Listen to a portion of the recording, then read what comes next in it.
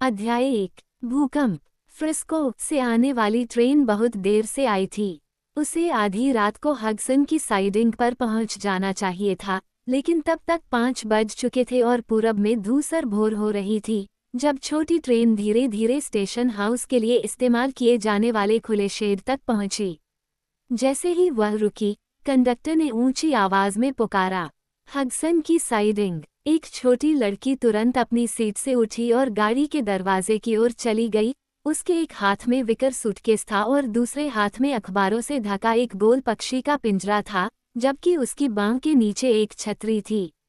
Conductor ने उसे गाड़ी से उतरने में मदद की और फिर इंजीनियर ने अपनी ट्रेन फिर से शुरू की, जिससे वो फुफकारने लगी और कराहने लगी और धीरे धीरे पटरी पर आगे बढ़ने लगी। वो इतनी देर से इसलिए आया क्योंकि पूरी रात कई बार ठोस धरती उसके नीचे हिलती और कांपती रही, और इंजीनियर को डर था कि किसी भी पल पटरियां अलग हो जाएंगी और उसके यात्रियों के साथ कोई दुर्घटना हो सकती है। इसलिए उसने धीरे धीरे और सावधानी से डिब्बे आगे बढ़ाए। छोटी लड़की तब तक चुपचाप खड़ी रही जब तक कि ट्रेन एक मोड़ पर गायब नहीं हो गई। फिर उसने मुड़कर देखा कि वह कहाँ है। हडसन साइडिंग में शेड में एक पुरानी लकड़ी की बेंच के अलावा कुछ नहीं था, और वह बहुत आकर्षक नहीं लग रहा था।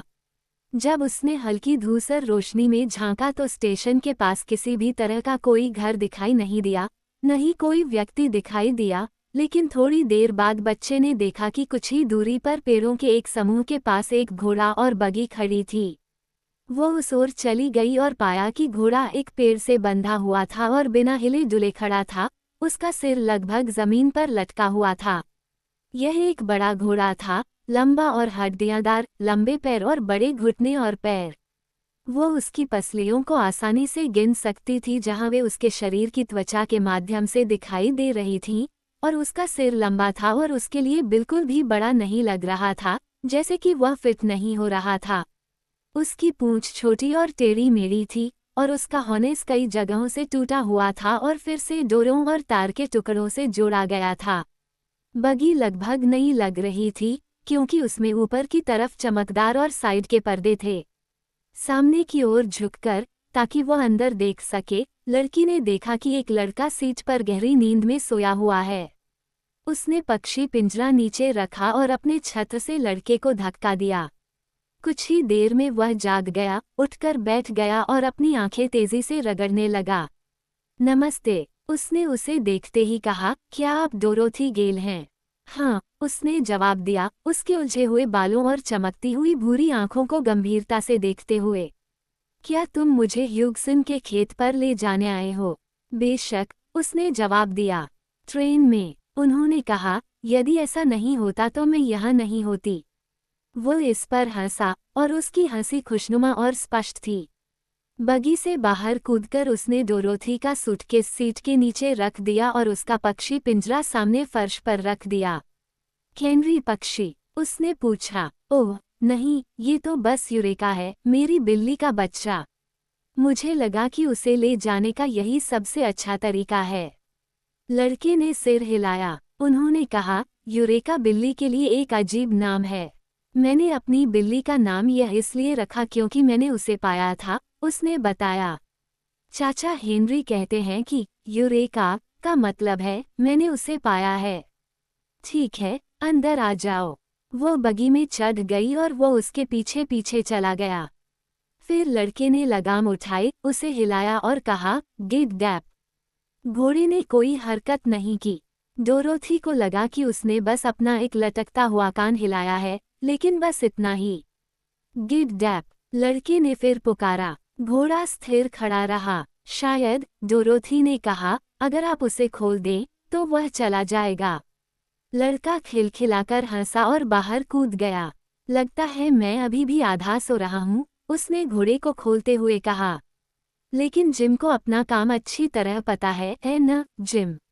घोड़े की लंबी नाक थपथपाते हुए। फिर वह फिर से बगी में चढ़ गया और लगाम थाम ली, और घोड़ा तुरंत पेड़ से दूर हट गया, धीरे धीरे घूम गया और रेतीली सड़क पर दौड़ने लगा जो धुंधली रोशनी में बस दिखाई दे रही थी। मुझे लगा था कि ट्रेन कभी नहीं आएगी, लड़के ने कहा। मैं उस स्टेशन पर 5 घंटे से इंतजार कर रहा हूँ। हमारे यहाँ बहुत भूकंप आए, डोरोथी ने कहा। क्या तुम्हें धरती हिलती हुई महसूस नहीं हुई? हाँ, लेकिन कैलिफोर्निया में हम ऐसी चीज़ों के आदी हो चुके हैं, उन्होंने जवाब दिया। वे हमें ज़्यादा डराते नहीं हैं। कंडक्टर ने कहा कि यह अब तक का सबसे भयानक भूकंप था। क्या उसने ऐसा किया? तो ये तब हुआ होगा जब मैं सो रहा था, उसने सोचते हुए कहा। चाचा हेनरी कैसे हैं? उसने पूछा, कुछ देर रुकने के बाद, जिसके दौरान घोड़ा लंबे, नियमित कदमों से चलता रहा। वो बहुत अच्छे हैं। उनका और अंकल ह्यूगसन का अच्छा समय बीता है। क्या मिस्टर हग्सन आपके चाचा हैं? उसने पूछा। हाँ, अंकल बिल हग्सन ने तुम्हारे अंकल हेनरी की पत्नी की बहन से शादी की है, इसलिए हम दूसरे चचेरे भाई होंगे, लड़के ने हंसते हुए कहा। मैं अंकल बिल के खेत पर काम करता हूँ और वो मुझे $6 महीना और मेरा भोजन देते हैं। क्या ये बड़ी बात नहीं है? उसने संदेह से पूछा। अरे, यह अंकल हग्सन के लिए तो बहुत बड़ी बात है, लेकिन मेरे लिए नहीं। मैं एक शानदार कर्मचारी हूँ। मैं काम करने के साथ साथ अच्छी नींद भी लेता हूँ, उन्होंने हंसते हुए कहा। तुम्हारा नाम क्या है? डोरोथी ने पूछा। उसे लगा कि उसे लड़के का व्यवहार और उसकी आवाज का प्रसन्न स्वर पसंद आया। बहुत सुंदर नहीं है, उसने उत्तर दिया, जैसे कि उसे थोड़ी शर्म आ रही हो। मेरा पूरा नाम ज़ेबेदिया है, लेकिन लोग मुझे बस ज़ेब कहते हैं। आप ऑस्ट्रेलिया गए हैं, है न? हाँ, अंकल हेनरी के साथ, उसने जवाब दिया। हम एक हफ्ते पहले सैन फ्रांसिस्को पहुंचे थे और अंकल हेनरी हग्सन के रैंच में मिलने चले गए, जबकि मैं कुछ दिनों के लिए शहर में कुछ दोस्तों के साथ रुकी, जिनसे हम मिले थे। उन्होंने पूछा, आप हमारे साथ कब तक रहेंगे? सिर्फ एक दिन। कल अंकल हेनरी और मुझे वापस कैंसस के लिए निकलना होगा। हम लंबे समय से घर से बाहर हैं, आप जानते हैं, और इसलिए हम फिर से घर जाने के लिए उत्सुक हैं। लड़के ने अपने चाबुक से बड़े, हड्डीदार घोड़े को झटका दिया और विचारमग्न हो गया। फिर उसने अपने छोटे साथी से कुछ कहना शुरू किया, लेकिन इससे पहले कि वो कुछ बोल पाता, बगी खतरनाक तरीके से एक तरफ से दूसरी तरफ झूलने लगी और ऐसा लगा कि धरती उनके सामने ऊपर उठ गई है। अगले ही मिनट एक गर्जना और एक तेज धमाका हुआ, और उसके बगल में डोरोथी ने देखा कि जमीन एक चौड़ी दरार में खुल गई और फिर वापस एक साथ आ गई। हे भगवान! वह सीट की लोहे की रेलिंग को पकड़ते हुए चिल्लाई। वह क्या था? वो बहुत बड़ा भूकंप था, ज़ेब ने सफ़ेद चेहरे के साथ उत्तर दिया। उस समय हम लगभग मर ही गए थे, डोरोथी। घोड़ा रुक गया था और चट्टान की तरह अडिग खड़ा था। ज़ेब ने लगाम हिलाकर उसे चलने के लिए कहा, लेकिन जिम जिद्दी था। फिर लड़के ने अपना चाबुक फटकारा और घोड़े की पीठ पर मारा, और विरोध में धीमी कराह के बाद जिम धीरे धीरे सड़क पर आगे बढ़ा।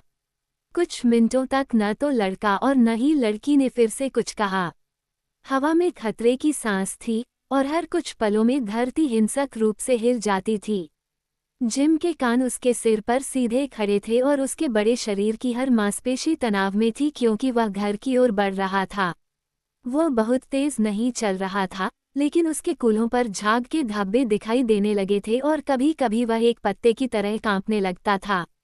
आसमान फिर से काला हो गया था और हवा घाटी के ऊपर से गुजरते हुए अजीब सी सिसकियों की आवाजें निकाल रही थी। अचानक एक तेज आवाज हुई और जमीन उस जगह के ठीक नीचे एक और बड़ी दरार में बदल गई जहां घोड़ा खड़ा था। डर के मारे एक जंगली हिनहिनाहट के साथ घोड़ा गड्ढे में गिर गया और बगी और उसमें बैठे लोग भी उसके पीछे चले गए। डोरोथी ने गाड़ी के ऊपरी हिस्से को तेजी से पकड़ लिया और लड़के ने भी वैसा ही किया। अचानक अंतरिक्ष में भागने से वे इतने भ्रमित हो गए कि वे कुछ सोच ही नहीं पाए। हर तरफ से अंधकार ने उन्हें घेर लिया था और वे निःशब्द मौन में गिरने का इंतजार कर रहे थे, और उन्हें दांतेदार चट्टानों से कुचलने या धरती के फिर से उन्हें घेर लेने और अपनी भयानक गहराइयों में हमेशा के लिए दफनाने का इंतजार कर रहे थे। गिरने का भयानक एहसास, अंधेरा और भयानक आवाजें डोरोथी के लिए बर्दाश्त से बाहर साबित हुई और कुछ पलों के लिए छोटी लड़की बेहोश हो गई। ज़ेब, एक लड़का होने के नाते, बेहोश नहीं हुआ, लेकिन वह बुरी तरह से डर गया था और बगी की सीट को कसकर पकड़ लिया, यह उम्मीद करते हुए कि हर पल उसका आखिरी पल होगा।